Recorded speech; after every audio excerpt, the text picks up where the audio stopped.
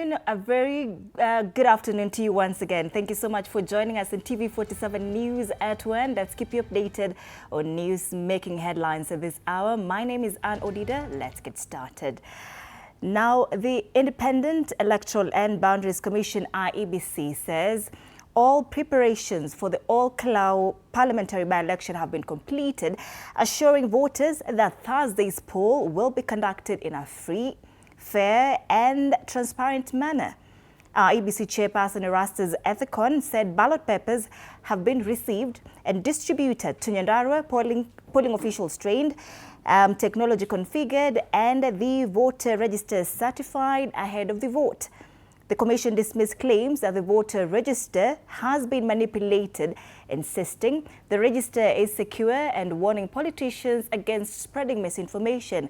Ethicon also reminded voters that only a valid national ID or a passport will be accepted for voter identification.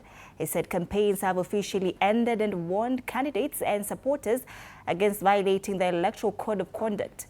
The IEBC also barred unauthorized persons, including self-styled quote-unquote super agents and politicians, from polling stations. Ethicon urged voters to cast their ballots peacefully and leave polling centers after voting, while warning that taking photographs inside the polling booths is an offense punishable by law. Ol Kalou constituency. And that register, I wish to assure the people of Ol Kalou and indeed Kenyans that that register is secure. And we certify that register on 5th of June 2026. So the register is published in the Kenya Gazette. It is a public document. You can access it there. And for those of you who are in Ol Kalou, the register is already displayed in each of the polling stations where you'll be voting. So we have several copies that have been printed already and dispatched to those polling stations.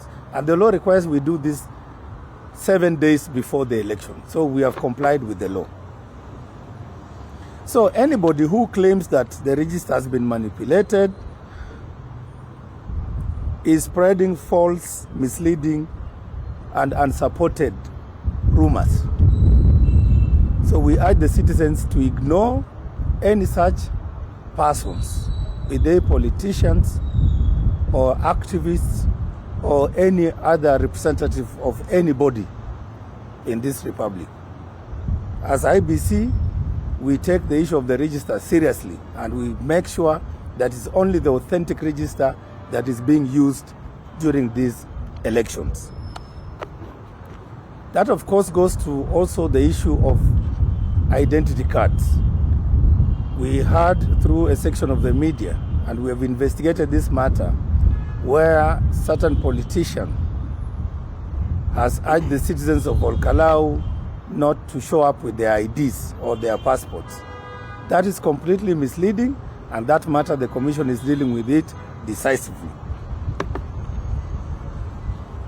Opening and closing of the polling stations. Ladies and gentlemen, again, as per the law and our regulations, the polling stations open at 6 a.m. and they close at 5 p.m. And therefore, any station that for one reason or another that is justifiable is not open by 6 and there's a delay, we shall compensate that time which is lost and ensure that those people who turn up and who remain at the polling stations as late as 5 p.m. and they are on the queue, they will be granted the opportunity to continue to exercise their right to elect their member of parliament. So we shall not bar anybody who comes late, as long as you are at the polling station by 5 p.m. latest, in the evening, that is. So anybody who comes past 5 p.m. will not be allowed to join the queue in order to vote. So all those people who are eligible must come between 6 when we open and 5 p.m. when we close. Ladies and gentlemen of the media. All right, still on that, with just 1 day left before the Ol Kalou parliamentary by-election, candidates wrapped up their final campaigns yesterday.